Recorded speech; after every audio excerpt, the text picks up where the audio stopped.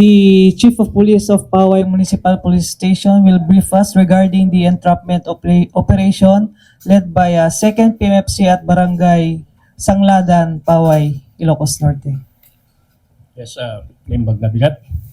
On the eve of September 21, the personnel of 2nd PMFC base at Marcos, in coordination with the Poway Municipal Police Station, conducted an entrapment operation regarding robbery by extortion.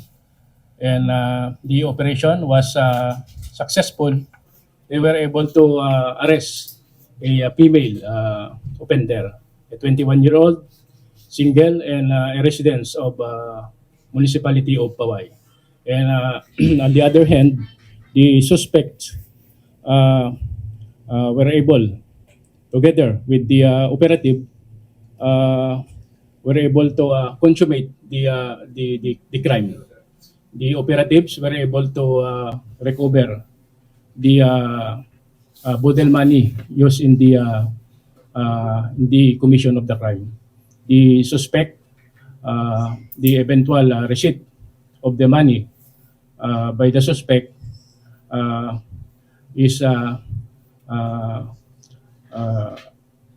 consummate the crime of robbery by extortion. How did the crime happen? As to which the modus operandi of the suspect? Yes po, accordingly, the suspect were able to get money from the victim po on several occasions, which is amounting more or less to 2 million pesos. Yes, but in the evening of the operation, again, the suspect were able again to receive money from the victim amounting to 30,000 pesos, threatening the suspect to abduct him or kill him kung ito ay hindi magbigay. That's why the victim ngayon is nag-report na sa ating kapulisan, which is dito sa 2nd PMFC. Is that the same reason in the conduct of the robbery extortion before the actual operation of the PNP? Yes po. Threatening him? Yes. Or threatening him Yes. to abduct him? Yes, yes. So siguro nagtataka kayo rito, no? Bakit yung PMFC ang pinagsumbungan? It's because sila yung pinakamalapit. Sometimes sila yung unang sila yung makakilala. Yan. So makikita nyo naman yung pagtutulungan ng 2nd PMFC at saka ng Poway Police Station.